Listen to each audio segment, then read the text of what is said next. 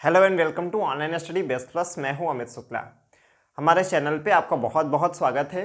I hope आप पिछले video से नोट्स बनाए होंगे और उससे आपको बेनिफिट मिला होगा। सो लेट्स बिगिन बिना टाइम वेस्ट किए हम लोग वर्ड हिस्ट्री और पोस्ट इंडिपेंडेंस दोनों इस प्लेलिस्ट के तहत करेंगे।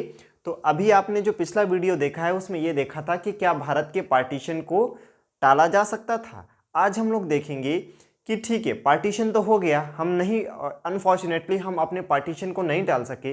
तो अब हमारे लिए एक सवाल ये उठता है कि ठीक है, पार्टीशन हो गया तो अब उसके कारण जानना जरूरी है या उसके परिणाम जानना जरूरी है। कि कारण जानना तब जरूरी हो जाता है जब किसी चीज़ को आप रोक सकने की स्थिति में हो। आप रोक नहीं सके, वो हो गया, तो अब हमारे लिए कारण ज़्यादा इंपॉर्टेंट है या परिणाम। तो ऑब्वियस सी बात है कि जब घटना घट चुकी है तो कारण से ज़्यादा उसका परिणाम, उसका जो इम्पैक्ट है वो ज़्यादा इंपॉर्टेंट हो जाता है।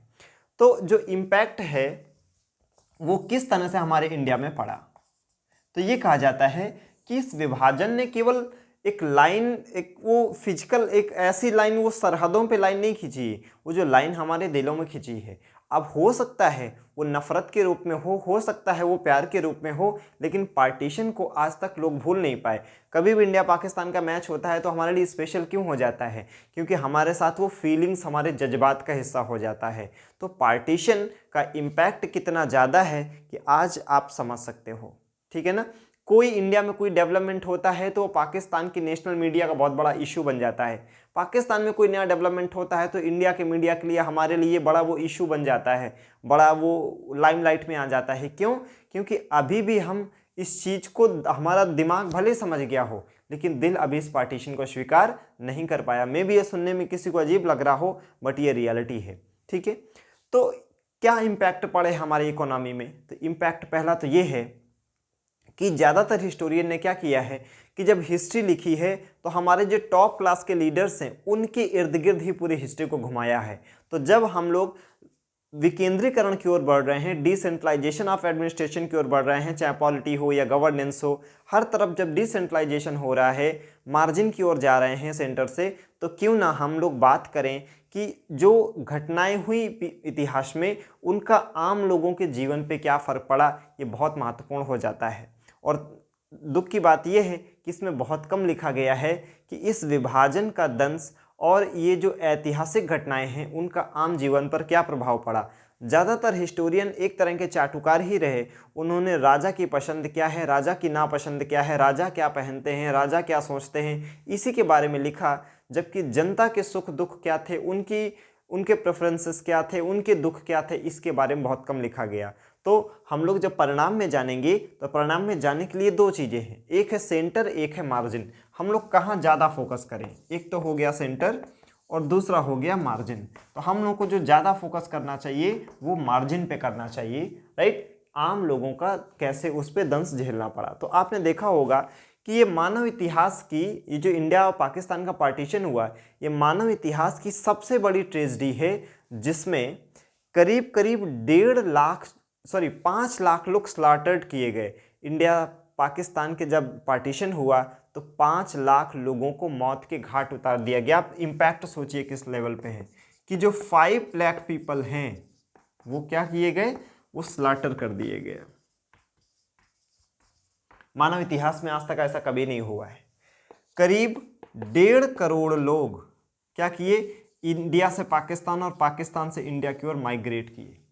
अब इतनी भगदड़ होती थी कि कई बार लोग उस भीड़ में कुचल के मर जाते थे। जो भीड़ ट्रेन में जा रही है उसमें दब के बहुत सारे लोग मर जाते थे, क्योंकि लोगों को ये होता था किसी तरह हम ट्रेन में बैठ जाएं और जहां हमको जाना है वहां तक सुरक्षित पहुंच जाएं, टूटे फटे इट्स ओके, लेकिन बस पहुंच जाएं। तो ये जो माइग्रेशन का दंश है और ये जो मार काट हुई है, वो कोई बहुत बड़े बड़े लोगों ने इसको नहीं सहा है। बड़े लोग पार्टीशन के बाद भी उनके जान सुरक्षित थी, उनका जीवन सुरक्षित था, लेकिन पार्टीशन के बाद जो दंगे फसाद हुए, जो मार काट हुई, उसका दंश तो आम आदमी ही झेल रहा है। तीसरा इसमें इम्पैक्ट क्या हो जाएगा? तीसरा इम्पैक्ट ये हुआ कि अब एशिया में क्या हो रहा है, 2 नए राष्ट्र उभर के आए और उनमें एक राइवलरी शुरू हो गई। और वो राइवलरी आप आज तक देख रहे हो कि एशिया में इंडिया और पाकिस्तान 2 न्यूक्लियर स्टेट बन के आते हैं। तो कहीं ना कहीं आप देखोगे कि राइवलरी शुरू हो गई, rivalry between India and Pakistan. और ये राइवलरी किस लेवल तक गई? ये राइवलरी इस लेवल तक गई कि दोनों आज न्यूक्लियर स्टेट है। इंडिया भी एक न्यूक्लियर स्टेट है और पाकिस्तान भी एक न्यूक्लियर स्टेट है। इनकी राइवलरी के कारण ही हमारा जो सार्क है, ठीक है ना, इसी राइवलरी के कारण ही हमारा सार्क सक्सेस नहीं हो पाया। वहीं दूसरी तरफ आपने यूरोप में देखा होगा कि यूरोप में भी जैसे इंडिया पाकिस्तान में लड़ाई है, ऐसे फ्रांस का जर्मनी से, जर्मनी का ब्रिटेन से, और फ्रांस का बाकी रूस का अन्य बाकी से कितनी ज़्यादा लड़ाइयाँ थी। लेकिन उन्होंने अपने इकोनॉमिक इंटरेस्ट को तवज्जो दिया कि जो हो गया सो हो गया, अब हमारी वेलबींग इसी में है कि हमारे इकोनॉमिक इंटरेस्ट क्या हो, कॉमन हो। तो उन्होंने क्या बनाया? यूरो ग्रुप बना लिया, राइट, यूरो जोन बना लिया। इससे क्या हुआ? इससे ये हुआ कि उनके जब इकोनॉमिक इंटरेस्ट पूरे होने लगे तो व्यापार आपको इंटरडिपेंडेंसी देता है। जब आपको ये लगता है कि आपका लाभ दूसरे से है और दूसरे का लाभ आपसे है, तो फिर आप लड़ते नहीं हैं, जोड़ते हैं। इसलिए व्यापार देशों को जोड़ने का एक बहुत तरीका है। तो जब वहाँ पे यूरो सक्सेसफुल रहा, राइट, तो हुआ क्या कि वहाँ की जो आपसी राइवलरी थी वो कमज़ोर हो गई, क्योंकि उनकी म्यूचुअल डिपेंडेंसी हो गई। लेकिन इंडिया पाकिस्तान की म्यूचुअल राइवलरी ने हमारे सार्क को सक्सेस नहीं होने दिया और न्यूक्लियर स्टेट दोनों बन गए। तो कहीं ना कहीं एशिया एक अस्थिरता की ओर भी कहीं ना कहीं बढ़ा। ठीक है, इसमें पाकिस्तान का योगदान ज़्यादा इस अस्थिरता को पैदा करने में, क्योंकि पाकिस्तान नॉन स्टेट एक्टर्स को अपने डिप्लोमेसी के एक टूल के रूप में यूज करता है। ठीक, अच्छा, इसके अलावा क्या हुआ कि जो हमारे ट्रेड रूट थे, कि आप देखोगे कि हमारा जो नॉर्थ वेस्ट वाला ट्रेड रूट था वो हमारा सबसे मेन इंपॉर्टेंट ट्रेड रूट था, जिसके थ्रू हम लोग सेंट्रल एशिया तक पहुंचते थे। तो हमारा जो ट्रेड रूट था वो हमारा डिस्टर्ब हो गया। तो हमारा जो नॉर्थ वेस्ट का ट्रेड रूट है वो भी हमारा डिस्टर्ब हुआ। फिर आपने देखा होगा कि इंडिया का जो कॉटन प्रोड्यूस जो जूट प्रोड्यूस करने वाला एरिया था, तो हमारे यहाँ पे जूट एक बहुत बड़ी इंडस्ट्री हुआ करती थी। तो आज का जो बांग्लादेश है, तब हम इसे ईस्टर्न पाकिस्तान कहते थे। तो हमारे दोनों साइड पाकिस्तान था, वेस्ट में भी ईस्ट में भी। तो हमारा जो जूट प्रोड्यूसिंग एरिया था वो ईस्टर्न पाकिस्तान में चला गया, जिससे हमारी जूट इंडस्ट्री को बहुत ज़्यादा झटका मिला। और आज भी आप देखोगे इंडिया की जो जूट इंडस्ट्री है उसको अगर दुनिया में सबसे ज़्यादा कोई इस समय टक्कर दे रहा है तो बांग्लादेश दे रहा है, क्योंकि वही ईस्ट पाकिस्तान कल को क्या बन गया, वही आपका बांग्लादेश बन गया। तो हमारी जो जूट इंडस्ट्री है, वो भी हमारी क्या हुई, बैडली अफेक्टेड। अच्छा, इसके अलावा इम्पैक्ट क्या पड़ा? इसके अलावा जो हमारे, चाहे वो वेस्टर्न साइड का पाकिस्तान रहा हो चाहे ईस्टर्न साइड का पाकिस्तान रहा हो, दोनों नदियों के किनारे के हिस्से पड़े, राइट। तो हुआ ये कि हमारी बहुत सारी जो फर्टाइल लैंड थी, हमारी फर्टाइल लैंड भी हमसे छिन गई। और जब हमारी फर्टाइल लैंड जाएगी तो इससे हमारे जो एग्रीकल्चरल प्रोडक्शन है उसमें कमी आएगी, या एग्रीकल्चर प्रोडक्टिविटी में क्या आएगी, कमी आएगी। तो हमारा जो फर्टाइल लैंड एरिया है, एग्रीकल्चर लैंड है, फर्टाइल एग्रीकल्चर लैंड, उसमें क्या आई, कमी आई। तो जब फर्टाइल एग्रीकल्चर लैंड में कमी आएगी तो जाहिर सी बात है कि हमारा जो एग्रीकल्चर प्रोडक्शन है वो क्या हो जाएगा, कम हो जाएगा। तो जब आपका एग्रीकल्चर प्रोडक्शन कम होगा तो ये कहीं ना कहीं स्ट्रेस को जन्म देगा। ठीक है, ये हमने देख लिया कि ये इम्पैक्ट हुआ। तो तो हमने कितने तरह के इम्पैक्ट देखे, कि इम्पैक्ट ओवर कॉमन पीपल, ये हमने देख लिया इन 2 पॉइंट से।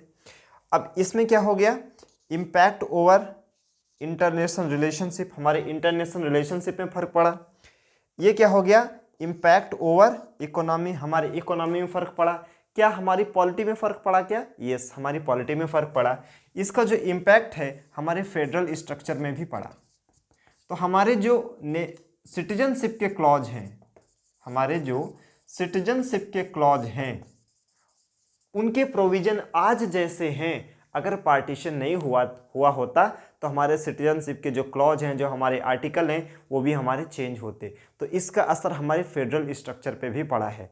तो हमने देख लिया कि कारण ज़्यादा इम्पॉर्टेंट है कि परिणाम। तो ठीक है, कारण जानना भी महत्वपूर्ण है ताकि इस तरह की घटनाएं दोबारा ना हो। लेकिन अब जब घटना हो ही चुकी है, वो चीज़ डन हो चुकी है, तो परिणाम जानना, इम्पैक्ट जानना बहुत ज़रूरी हो जाता है। तो कैसे इसने इम्पैक्ट डाला, तो हम उसको कह सकते हैं एक तरफ सेंटर, एक तरफ मार्जिन, राइट। तो मार्जिन पे जब हम लोग बात करते हैं तो आम लोगों ने उसका दंश कैसे झेला, तो आम लोगों ने दंश कैसे झेला कि 5 लाख लोग स्लॉटर किए गए। ये हमारे कोई बड़े लीडर नहीं थे, ये आम लोग थे जिनको अपना जीवन खोना पड़ा। ये जो 1.5 करोड़ लोग माइग्रेट हुए इधर से उधर और उधर से इधर, ये माइग्रेशन का दंश भी किसने झेला, आम आदमी ने झेला। अपनी प्रॉपर्टी अगर छोड़नी पड़ी तो किसको छोड़नी पड़ी, वो आम आदमी को छोड़नी पड़ी। तो जिस तरह की एगोनी और सफरिंग्स एक कॉमन मैन ने इस पार्टीशन के कारण बियर की, वो किसी और ने नहीं की। इसीलिए इम्पैक्ट का फोकस ज़्यादा मार्जिन पे होना चाहिए, ना कि सेंटर पे। So this is how you can understand what were the impact of the partition over the common people. I hope ये आपको बहुत अच्छे से समझ आया होगा। अगर इसमें कोई भी कॉन्सेप्चुअल क्वेश्चन आता है तो मुझे पूरा विश्वास है आप अच्छे से आंसर दे लोगे। ठीक है, ये वीडियो देखने के लिए बहुत बहुत शुक्रिया आपका। आप लाइक करें, शेयर करें, सब्सक्राइब करें। Thank you so much.